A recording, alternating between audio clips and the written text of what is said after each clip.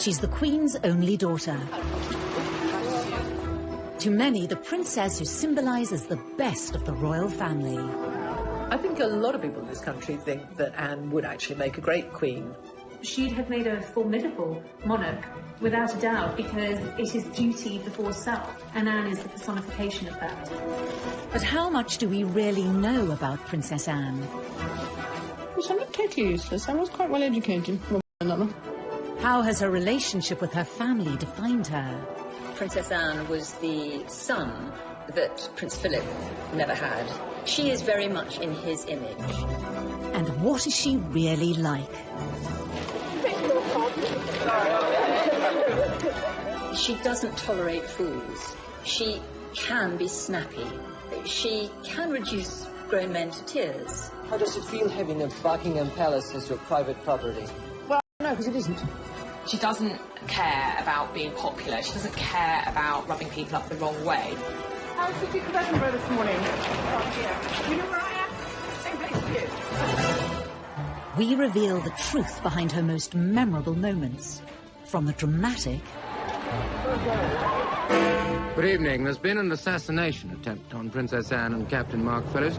It was an extraordinary incident, and she handled it in the most extraordinary way. To the controversial.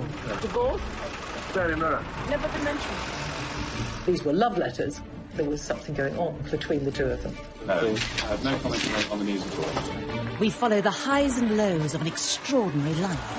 She might not be about hugs and cuddles and compassion, but she is about duty and responsibility and hard work. She's still making headlines after 70 years in the spotlight. But who is the real Princess Anne? The Princess Ra.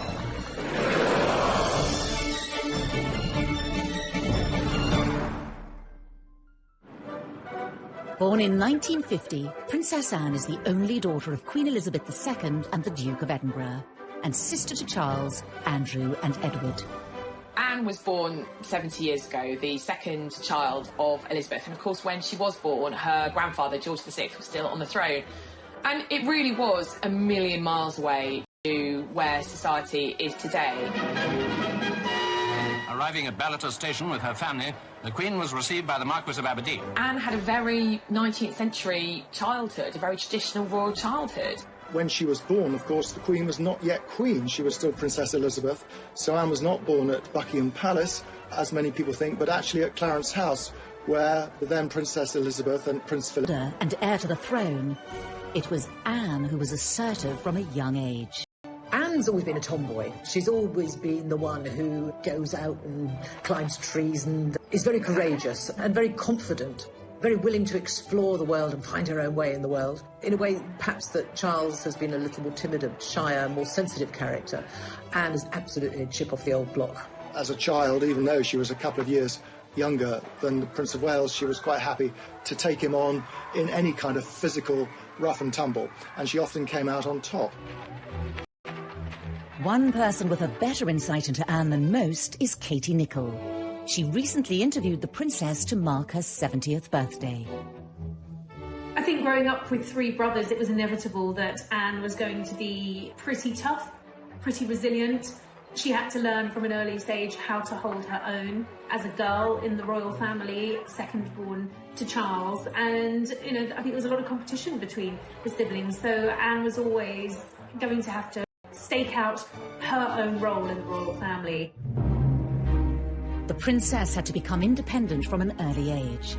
She was not even 3 years old when her mother became queen in 1952. You have to remember that Anne was the daughter of a working mum, which in those days was not that usual. And she had a very hard-working mum. Elizabeth was away a huge amount. I mean, Anne was tiny when her mum and dad went off for 6 months around the Commonwealth. So she and Charles were left not exactly to fend for themselves, but certainly were largely brought up by nannies and governesses. Growing up, Princess Anne spent much of her time separated from her family.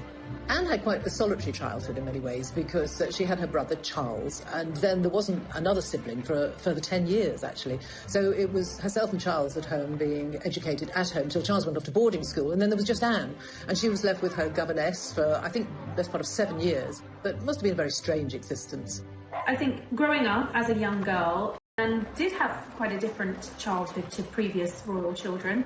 Initially, she was homeschooled, as all royal children were, but she was desperate to go to school. She wanted to get out, she wanted to discover life beyond the palace walls. You know, she had a brain, she wanted to go and learn. Up until this point, all British female royals had been homeschooled, but Anne broke the mould. She was the first princess to go off to ordinary school, if you like, very posh school, very posh indeed. But she fitted in very well. I think she enjoyed life as a boarder at this school with other young girls to lark around with. Wasn't brilliantly academic, much more interested in sport, much more interested in horses, of course. She was an independent little girl from a very early age and, you know, to a degree, had to become quite a grown-up child quite quickly, and possibly that commitment to duty, you know, what she saw her mother do. She was the daughter of a working queen. I'm sure that has all contributed to the woman Anne grew up to be. But unlike her mother, the princess was never destined to be queen. In a way, it's quite sad, because you have this amazing kind of role model in her mother, who was a very strong woman, a very powerful woman, you know, back in the 50s and 60s, which was kind of post-war, when women's rights and equality was really, really starting to take off and be incredibly important. And her mother was a great role model, and in some ways it's a shame that Anne wasn't born first. But even if she had have been first, the rules back then, the law of primogeniture back then, meant that any boy, any son born to a monarch would always take precedence over his sister. Because of the rule of primogeniture at the time, Anne's brothers all overtook her in the order of succession. When she was born, she was third in line to the throne after her brother and her mother. Grandfather was then still the king. And then when Princess Elizabeth ascended to the throne, Anne obviously moved up, and for many years she was number 2 to Charles. But obviously things changed when the Queen had that second burst of motherhood with the arrival of Prince Andrew in 1960, and then 4 years later Prince Edward in 64. Anne moved down below her brothers. That was the system then. A lot of people have never been very comfortable with it, but that's how it was. And I think Anne accepted it. Princess Anne discovered that there were advantages to not being the heir. She knew that she was never destined to be queen, and it meant that she was spared a lot of the upbringing that her brothers had to go through. She was allowed a little more freedom. She was able to do what she wanted to do, wear the kind of clothes she wanted to do, see who she wanted to see. It was a degree of freedom, encouraged, I have to say, in part by her parents. Throughout her life, the princess has continued to be pushed further away from the throne. So she's now 14th in line to the throne. She slipped down behind her brothers, Edward and Andrew, their children, and then, of course, the children of Princes William and Harry. So she is currently 14th in line to the throne, and therefore very unlikely to ever become queen herself. I think playing second fiddle to Charles and then being leapfrogged in line to the throne by, of course, Andrew and then Edward, and subsequently pushed further down the line of succession, I think Anne very much wanted to create a role for herself within the royal family and to really break free, particularly of Charles's shadow. She may have fallen down the line of succession, but many believe Anne is number 1 in her father's eyes. Well, it's long been rumoured that, you know, the Queen's favourite son was always Andrew, and that being the only daughter, so very possibly there was some favouritism from Philip to his daughter, and I think she's always looked up to her father. We know that Charles found it difficult being the eldest son, found it difficult being Prince Philip's son, but there wasn't quite the same pressure on Anne. As she grew older, Anne's similarities to her father brought them ever closer. I've always thought that Princess Anne was the son that Prince Philip never had. She is very much in his image, and I think that is what he wanted Charles to be. And Charles was a very sensitive child who grew into a sensitive man who is emotional. Anne is none of those things. Anne is very straightforward, very blunt, calls a spade, but is also very funny. And her father is very funny. And I think they have absolutely the same sense of humour. Does the press really annoy you? Yes, I think Yes, I think it does. I think it wouldn't really be doing its job if it wasn't. Both of them can be quite grumpy, both of them can be quite difficult, both of them shoot it, both of them say what they think, both of them are kind of keep calm, keep buggering on, and both of them have a really strong work ethic. Anne's early work ethic would stand her in good stead for her royal future, but would her strong character lose her favour? And how did she upset America as a teenager? She looked at the time as though she didn't want to be there, they said. She refused to answer anyone's questions, snappily saying, I don't give interviews. She doesn't tolerate fools. She can be snappy. She can reduce grown men to tears.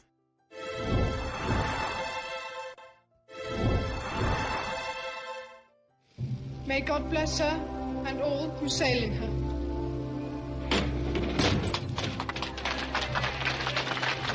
Princess Anne's incredible work ethic was evident from a young age. In 1968, aged just 18, she became a working royal. I think she's always had a sense of commitment from a very early stage in her life, and after school she decided that rather than go to university, she wanted to start working and becoming a full-time working royal, and that's exactly what she did. Anne didn't see the point of any further education. She'd had quite enough by the time she was 18, and said that she thought university was a very overrated pastime. She probably wouldn't have got in anyway because she didn't do brilliant in her exams. I decided, after my limited school career, not to go to university. Contrary to some reports, not because I couldn't go to university, but I didn't actually want to go to university. The Queen and Philip went to Australia in 1970. Anne wasn't even 20, she was still only 19. She accompanied them, and it was the birth of what has become a real royal staple, the royal walkabout. There had never been a walkabout before, but such was the interest in the young teenage Princess Anne, and she was a very an attractive teenager. The crowds turned out in their thousands. The princess has devoted a large part of her life to official engagements and is often referred to as the hardest working royal. She always has been one of, if not the most hard-working member of the royal family. I mean, she will carry out 4 or 5 engagements in one day. She could be in Scotland in the morning, London in the evening, and she would be very well briefed on every engagement and extremely professional. She's admitted she's a workaholic.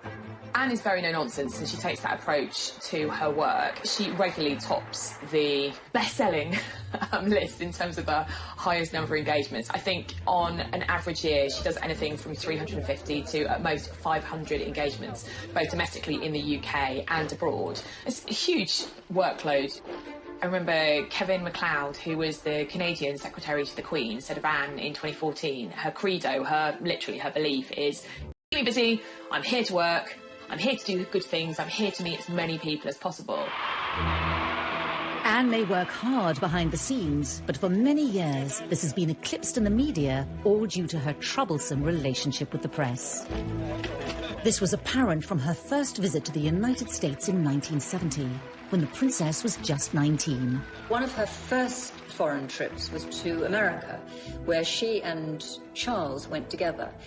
And she was not very well received there at all. She went to the White House to visit Nixon when he was president, and there was a lot of negative press because she seemed to be so sulky. She looked at the time as though she didn't want to be there, they said. She refused to answer anyone's questions, snappily saying, I don't give interviews. She was very ungracious. It was very much noted that Anne didn't seem to have the friendly, soft, smiling face. She was wound up being dubbed Princess Sourpuss. The Americans said, why did she bother to come? It's quite clear she doesn't want to be here. So that was the beginning, actually, of pretty much a lifetime of often negative headlines for the princess. This early trip set a pattern for Anne's relationship with the media. There are probably members of the press, photographers particularly, who have perhaps been on the receiving end of Anne's shortness, shall we say. She can have a quick temper, and she just would not worry about a press pack there to capture every moment. And some of those moments were certainly unexpected.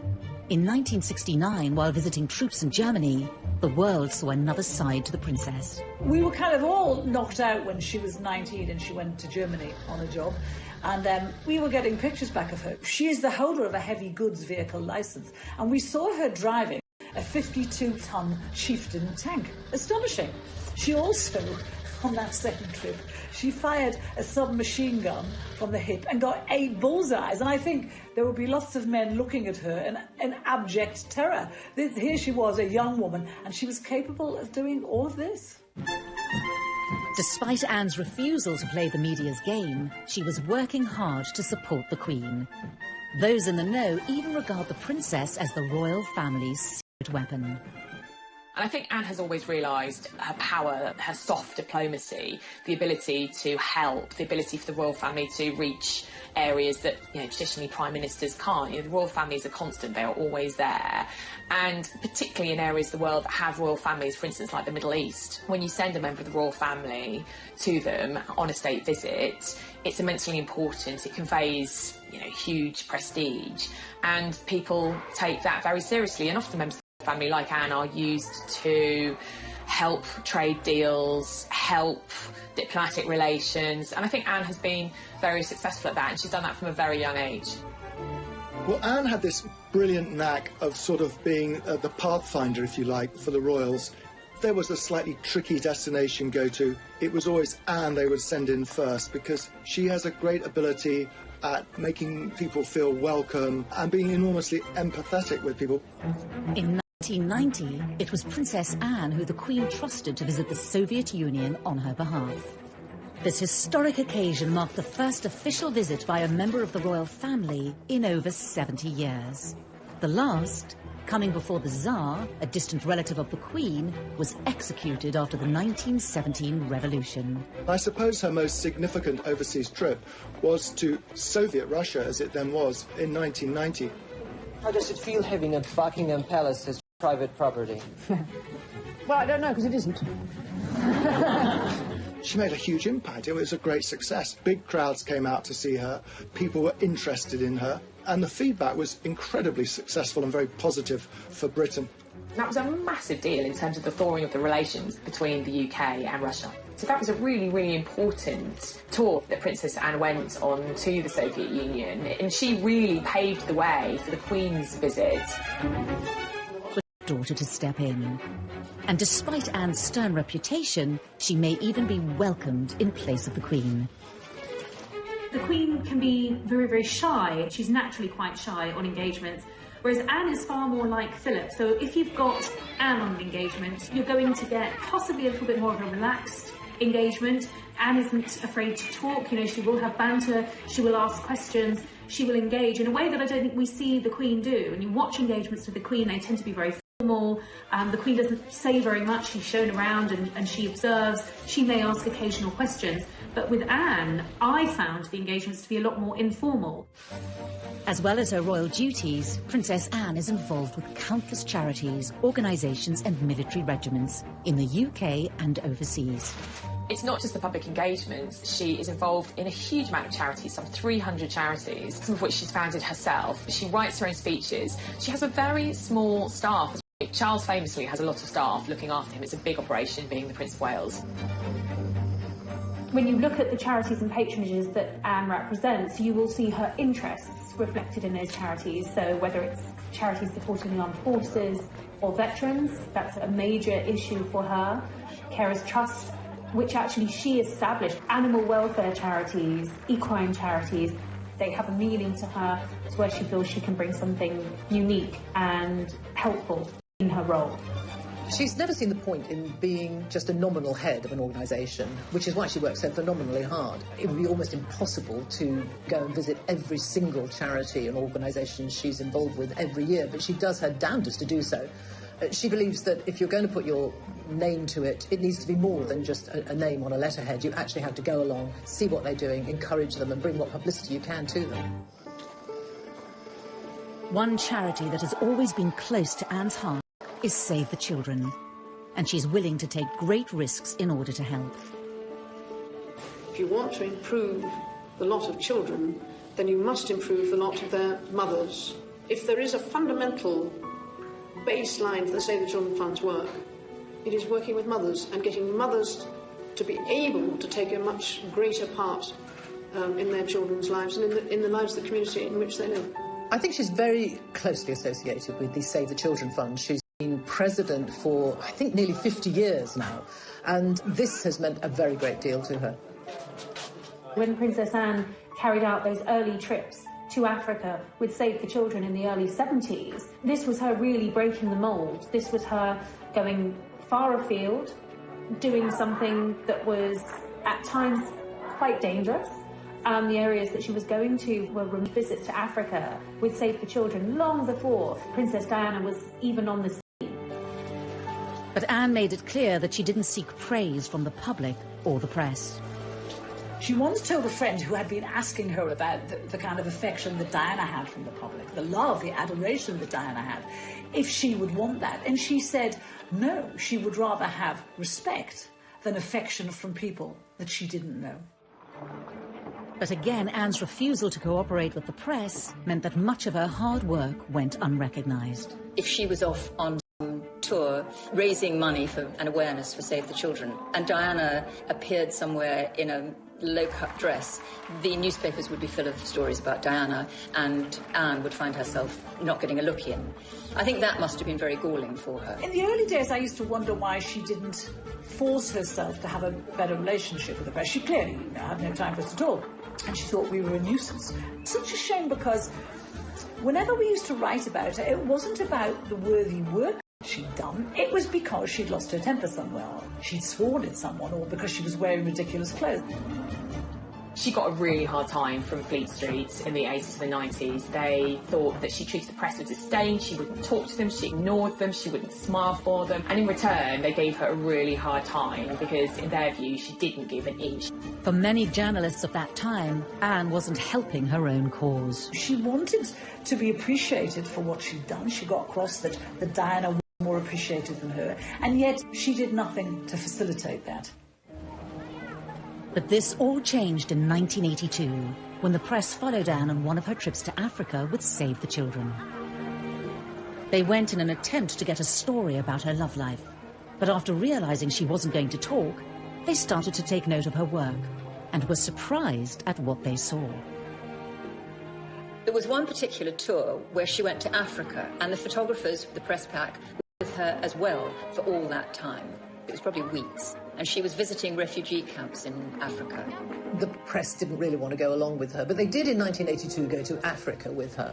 And there they saw a princess who was utterly prepared to get down and dirty, really getting down to work, dressed, you know, in jeans and a shirt and probably a headscarf, in dusty, hot, sweaty Africa, going into slums, the way we're not used to seeing a princess at all.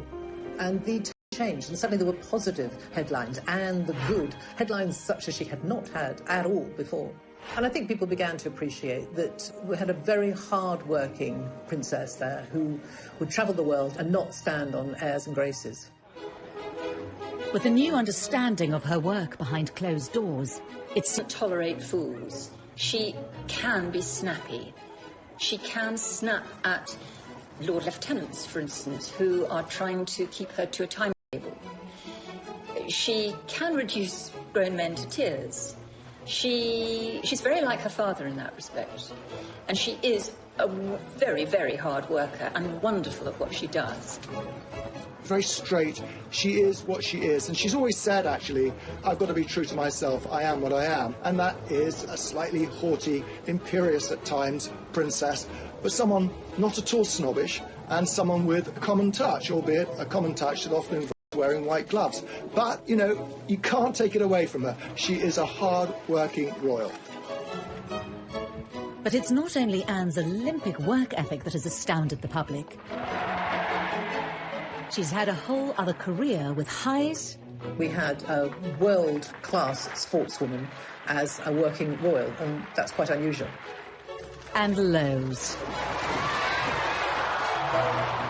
It's pretty humiliating to be seen covered in mud and water and scrambling after your pony.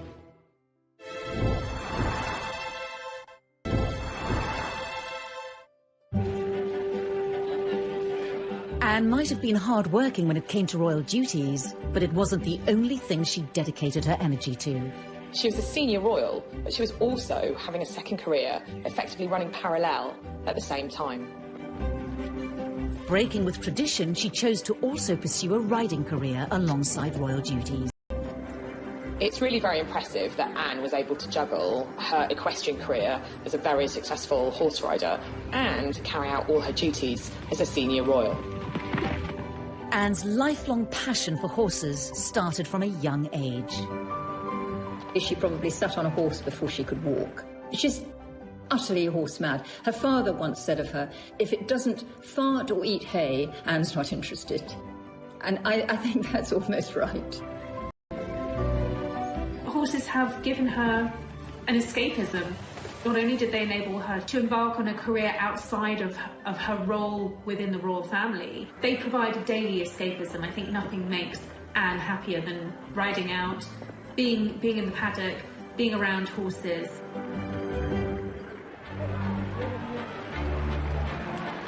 Horse eventing has long been considered a risky sport.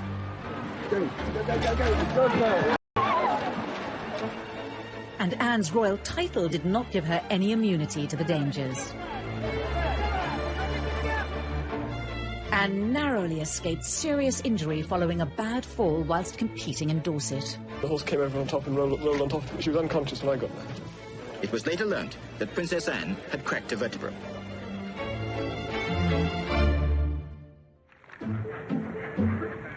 Growing success in her equestrian pursuits led to an increased level of press interest in Anne, much to the dismay of the young princess. When they were photographing her when she was riding at events, when she was doing cross-country, and they would be tucked behind a fence, and they would like nothing more than to see her fall off her horse. It was generally thought that this year's cross-country course at Burghley would present no more than a reasonable test for horse and rider. Not so. The 20th jump over a tree trunk into the water at the trout hatchery proved to be too much of an obstacle for most of the 60 competitors, not least for Princess Anne. And that was where she originally, the phrase that she's been tagged with ever since, where she told photographers to naff off.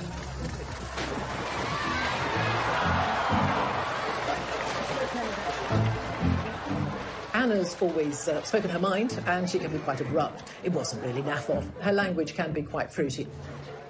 She hated the intrusion of the press, as she saw it, when she was trying to concentrate on riding. I mean, it's pretty humiliating to be seen covered in mud and water and scrambling after your pony. But she'd always get back on straight away, even after some of the worst tumbles. Anne's stoic attitude, however, won her admiration. If she fell off her horse, she was going to get back up and get back on that horse and prove that she could take the next jump. I think that is a metaphor really for how she has approached her royal life, with steely determination and resolute commitment. The inevitable falls captured by an eager press corps did nothing to detract from Anne's formidable talent. In 1971, at the European Horse Trial Championships, the 21-year-old princess wowed the equestrian world. 1971 was one of her great equestrian years, I suppose. She competed in the three-day event, the European Championships, and she won. That was absolutely fantastic for her.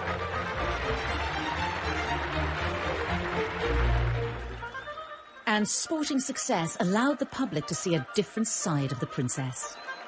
She was voted the BBC Sports Personality of the Year, which is always one of the greatest accolades you can have as an athlete, as a sports person. So there, in front of hundreds of top people in their sports, she was fated as the top woman. It was a way of actually connecting the year. Probably, in many ways, made Anne more relatable to the British public than she ever had been. Princess Anne's riding career reached its peak when in 1976, Anne was chosen to represent her country on the biggest sporting stage possible. Anne took part in the 1976 Olympics in Montreal as a member of the British team, riding the Queen's horse, Goodwill, in the eventing category.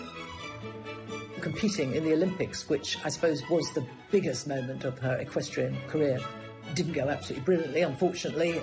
It was a team event and we didn't win, didn't even get a medal, but they were there and they did compete. This was the first time ever that a member of the royal family competed in the Olympic Games, and it was a huge achievement.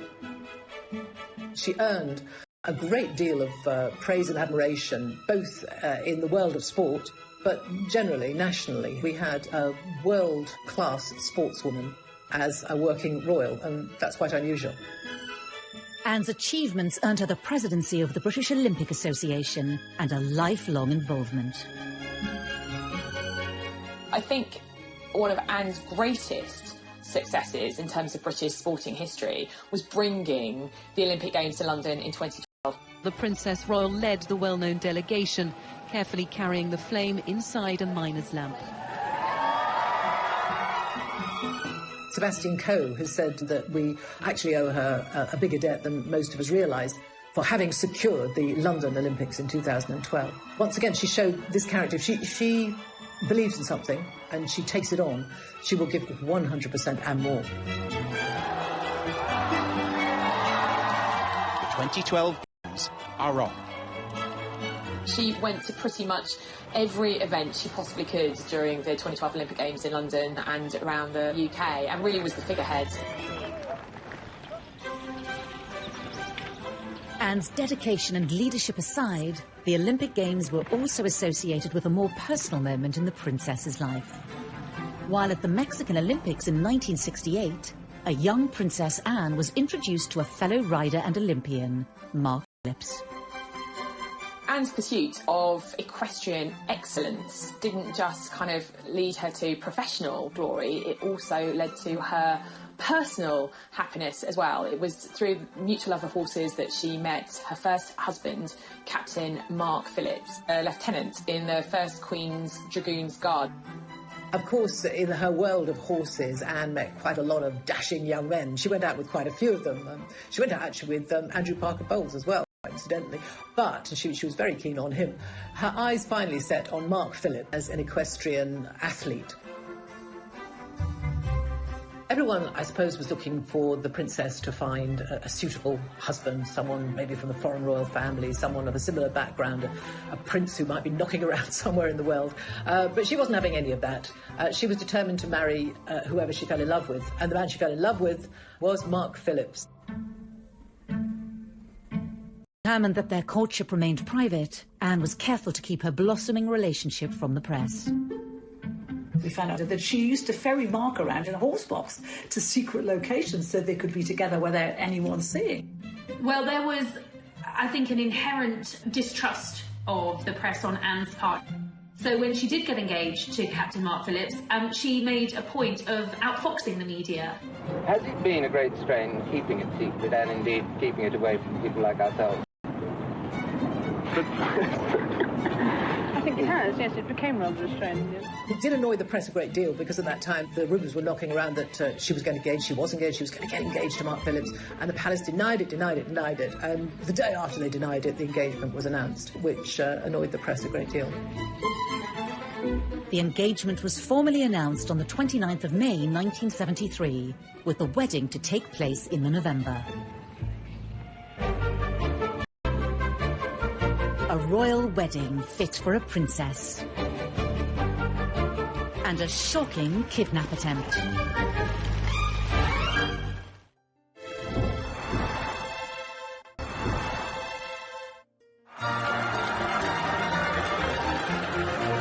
In November 1973, Princess Anne married Mark Phillips with all the pomp and ceremony of a royal wedding.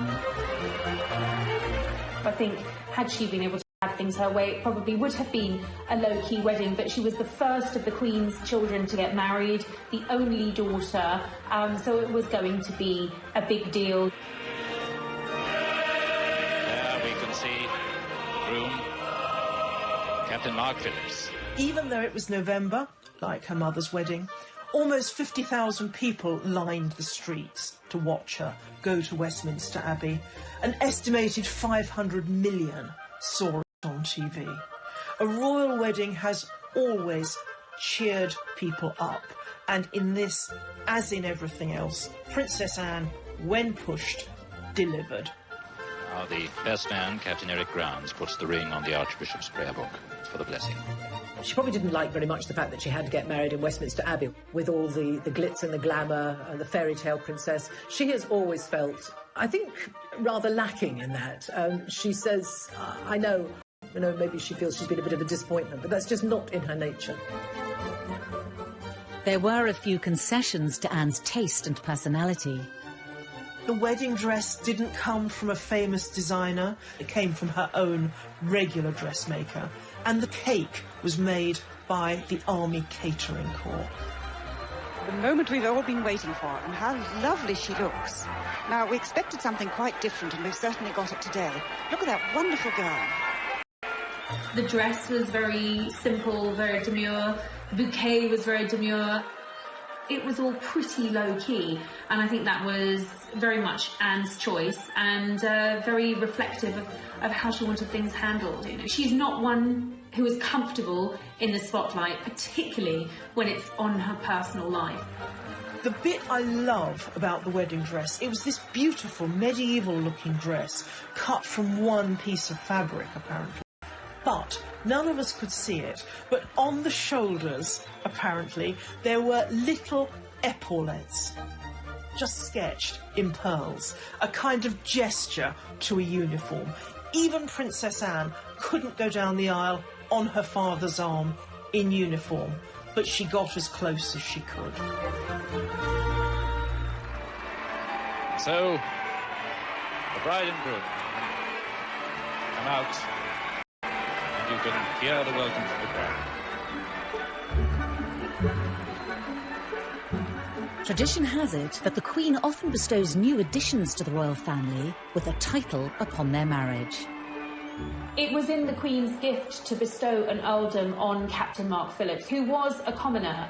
He refused that title, and very much with Anne's blessing. And I think from the outset they were determined to live as normal, private lives as possible.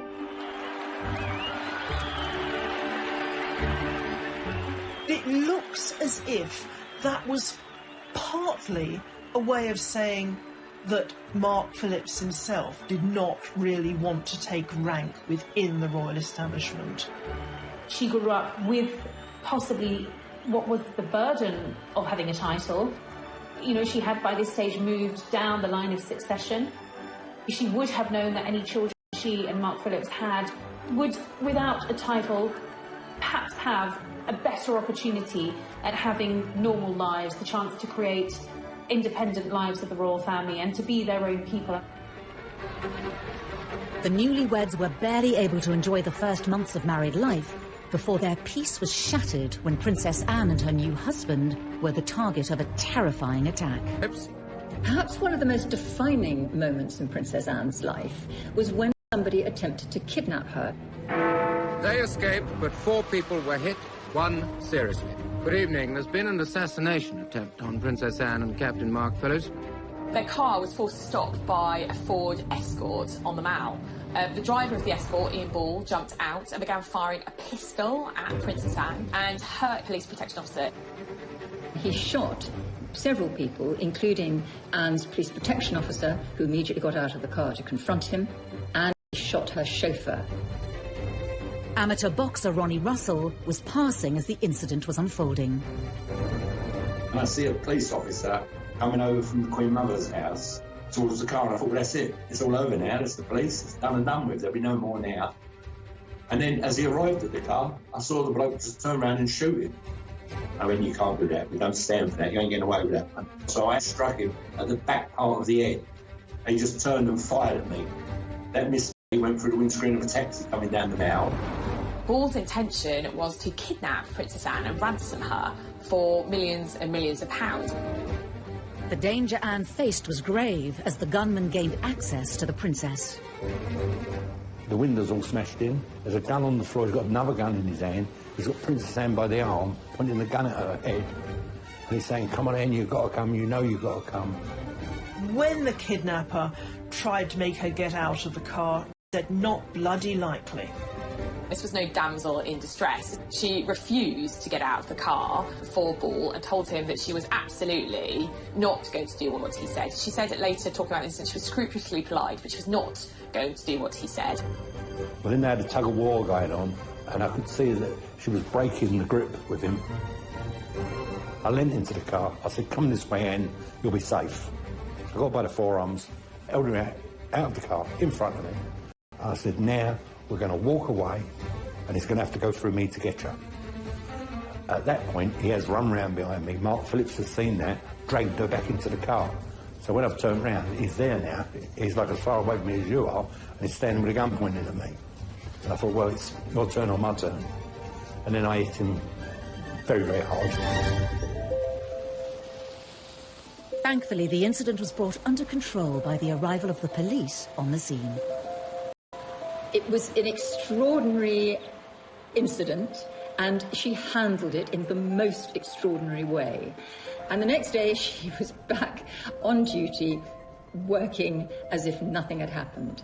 Just the same kind of attitude as if she'd just fallen off a horse. But her life had been very... That gives you some insight into the princess's pretty tough, steely and unflappable nature. And even when she's being threatened and at gunpoint, she doesn't actually lose her cool. It's another way in which she almost echoes her mother. Because with her mother, there had been that apparently shot fired at her at the Trooping the Colour ceremony. And the Queen just steadied her horse Burma and went on. And in much the same way, Princess Anne kept on trucking. Later on, her father, the Duke of Edinburgh, said that if the kidnapper had got away with Princess Anne, poor him, she'd have really made him sorry for it. And I think we all like that about Princess Anne. Following the foiled kidnap attempt, the royal couple went back to life as normal. Princess Anne and Captain Mark Phillips welcomed their first child, Peter, in 1977, followed by their daughter Zara in 1981. Both children were raised without royal titles and away from the royal spotlight. Zara has said on many occasions that not having a title gave her enormous freedom. That's what Anne wanted. She wanted her daughter to be a normal teenager and to get into the kind of scrapes that teenager did. And Zara absolutely has gone her own way. Peter and Zara are incredibly down to earth. You know, they don't even speak in the same way as many royals. You know, there's nothing pompous about them at all. I think they're great young people. Princess Anne's vision for her children was to pay off when in 2012 she awarded her own daughter a silver medal at the London Olympics. Princess Anne's insistence that her children be shielded from the demands of a royal title was a position not shared by all her siblings. Andrew rather pompously has insisted on full status for his girls, who are both princesses, and Edward's children too do have titles. So she's very different on that. Andrew has always felt that his girls should be senior members of the royal family, be treated as such, and have titles to go along with that. I think this shows a difference in attitude between the siblings. Anne is a no-nonsense, get-on-with-it sort of woman. She is royal, she has the titles, and she does the work. But she's not someone who takes herself too seriously. Andrew, her brother, I think, feels very entitled. He wants the adulation, and I don't think she does. And I think, looking, we know that Prince Charles wants the future ahead to be a slimmed-down royal family, not too many extraneous members of the monarchy. But Princess Anne was there decades before him. Anne may have been notoriously private, but eventually details of her private life did spill out into the open. Rumours swirled of issues within Anne's marriage. Divorce? Very much. Never been mentioned by anybody. And leaked letters suggested a third party's involvement. No, I have no comment to make on the news report.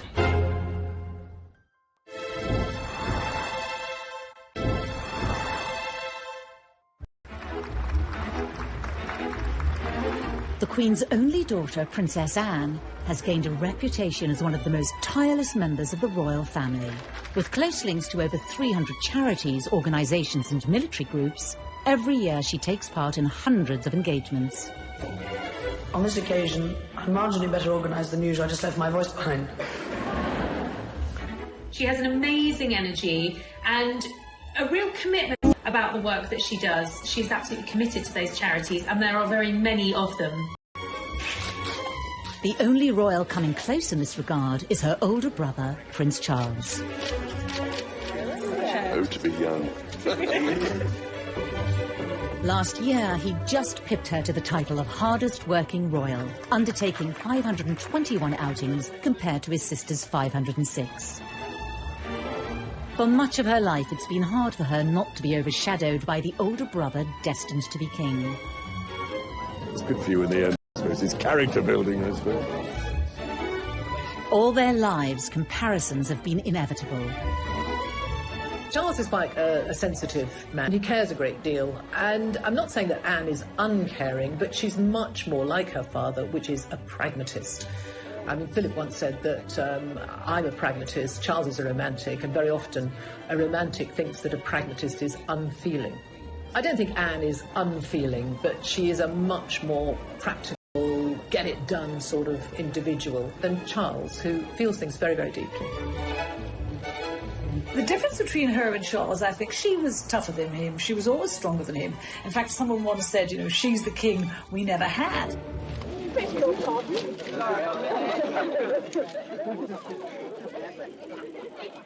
But Anne hasn't only found herself being compared to Charles.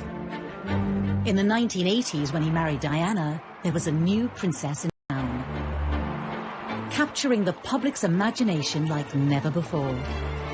From where she sat, here was a woman who had worked incredibly hard all of her royal life. And she saw Diana and Fergie come into the scene, and they were splashed over the papers every day, not always for the hard work they'd done, often for their antics and their silliness and their messing about. And Anne was upset about that. She had started her charitable life with Save the Children. Diana worked for the Red Cross. You know, within a year of Diana working for the Red Cross, she was hailed a saint, a heroine. You know, people were thanking her and saying how wonderful she was. And Anne resented that. If you want to improve the lot of children, then you must improve the lot of their mothers. When Diana started her charity work, it was her hands-on approach that caught the eye and was in stark contrast to that of her sister-in-law. She might not be like Diana, she might not be about hugs and cuddles and compassion, but she is about duty and responsibility and hard work. And I think, as old-fashioned a concept as that might be, I think that's why we like her.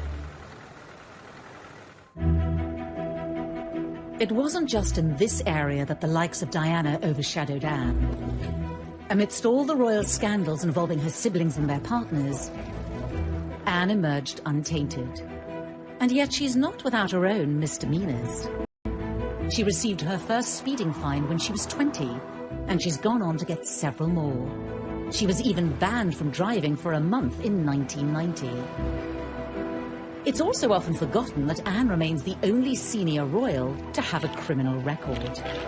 In 2002, she pleaded guilty to charges that her dog Dorothy, an English Bull Terrier, bit 2 children in a park. Convicted under the Dangerous Dogs Act, she was fined £500.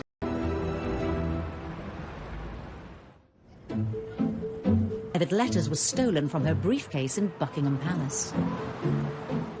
Ultimately, they revealed her own romantic indiscretions, while still married to Mark Phillips.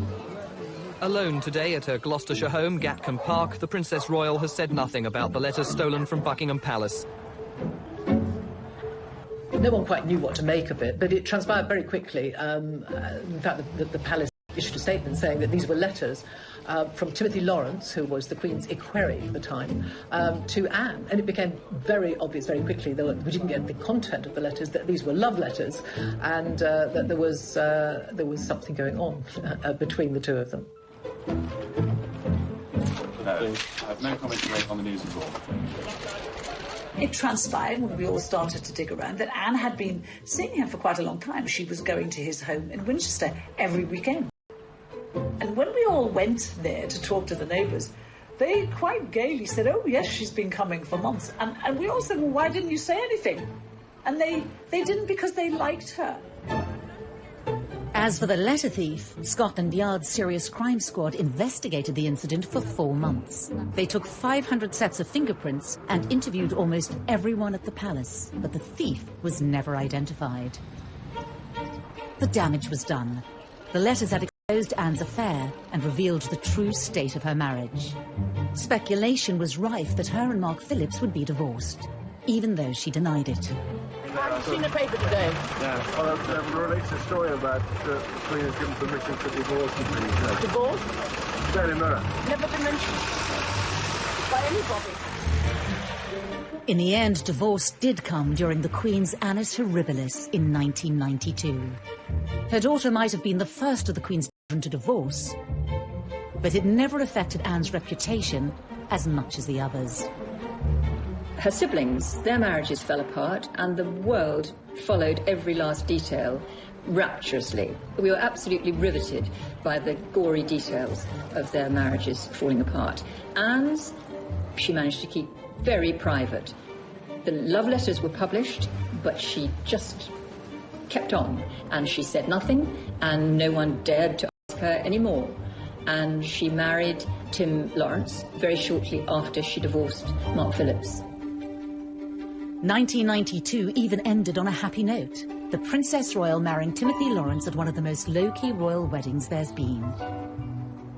So she married at the little church near Balmoral, and that was probably the kind of wedding that she'd have had the first time round, if she had the chance. Small, private, just, a little bunch of white flowers in her hair. Had both her children there. I think that wedding was really all about Princess Anne.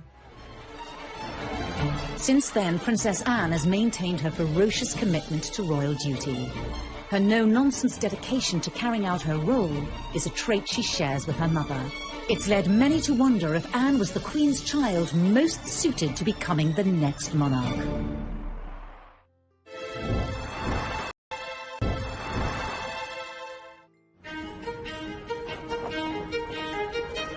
Approaching 70, Princess Anne is as energetic in her commitment to the royal family as ever. In March, she was at Paddington Station to unveil a train named after the Second World War spy, Odette Hallows. It's a pleasure to join you here, wearing this uniform, which is one of the only things I share with Odette, but to represent First Aid Nursing Yeomanry. I think Princess Anne is a great ambassador for the United Kingdom. I think we've all come to feel that she reflects a lot of what is best about British royalty. The naming of this intercity express train. To many, Anne has all the qualities needed to have been a great queen. When you think of Princess Anne, I think people do think of someone who's incredibly hardworking, who's very committed, and a woman who, frankly, had she ever become queen, I think most people are quite unanimous that they think she would have been incredibly good at the job. She has all the qualities, the main one being the sense of duty. The one thing that makes the Queen stand out is her enduring sense of duty to the people of this country. And I think Anne absolutely has that. Although to others, her abrupt, straight-talking manner, similar to her father's, would not be ideal. I don't think her temperament is right for the role. Possibly she would have been different if she'd known that she was the heir, and maybe she would have controlled her outbursts. But I doubt that. I think she is very like her father.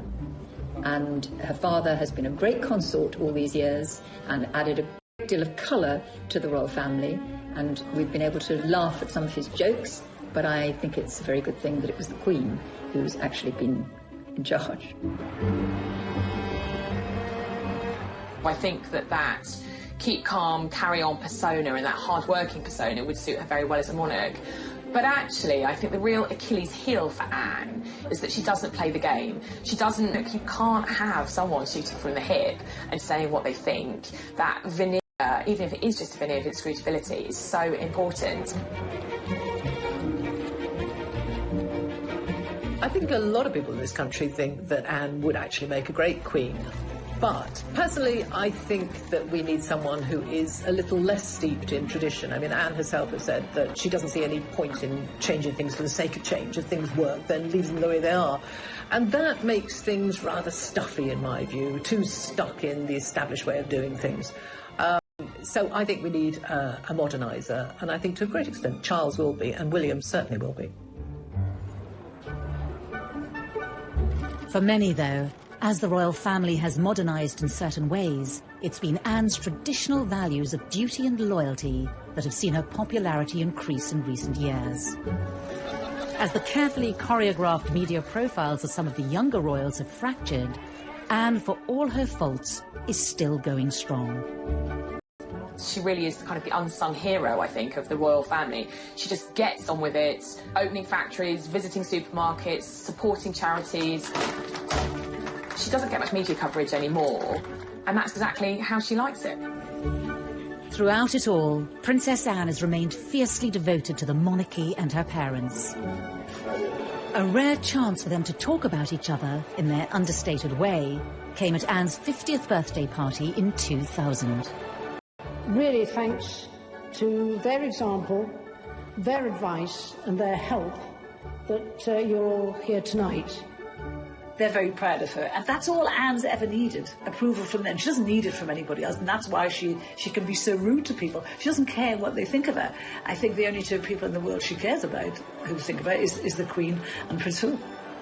I have been touched by the warmth of the appreciation that all these many friends and colleagues feel for your energy and dedication.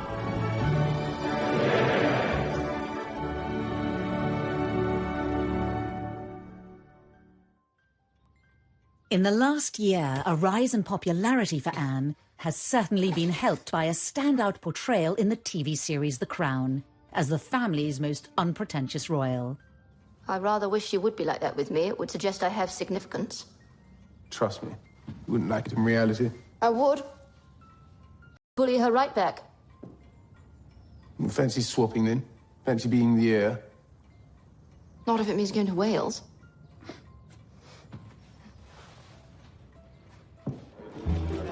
Also being seen sharing a laugh with world leaders as they appear to talk about Donald Trump.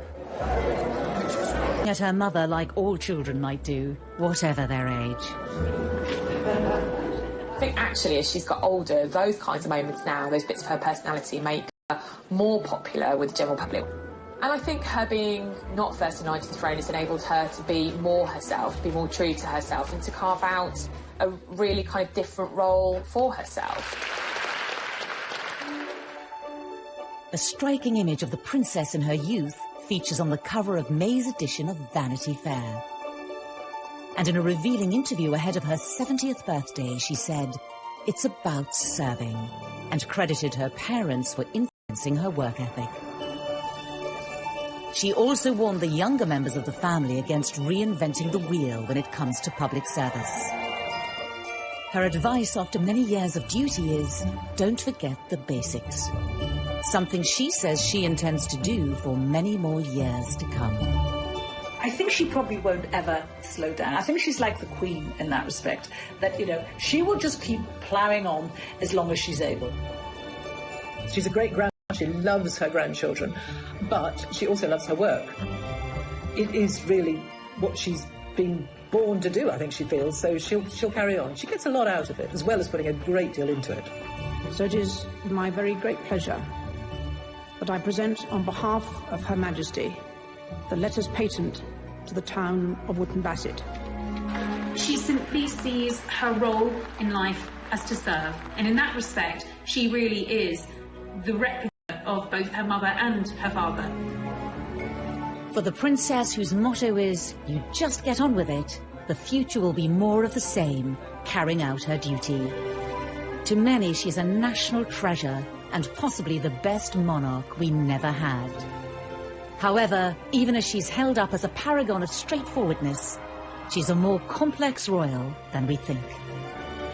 What you think of Princess Anne almost depends at what moment you clocked her. Did you first think of her as a kind of romantic young princess, Or did you think of her as this really rather grumpy, tetchy figure, very much like her father? Oh, how's the Duke of Edinburgh this morning? Oh, dear. Do you know where I am? Same place as you. Or if you're only really thinking about her now, maybe the wheel has turned full circle, and you are thinking of her as someone who represents the best of the old-style monarchy. But in another, she was quite forward-thinking, not giving her children titles, making a life for herself outside of royalty, way before anybody else. Well, I'm not totally useless. I was quite well educated, one way and another. I think best part of 7 years, but it must have been a very strange existence.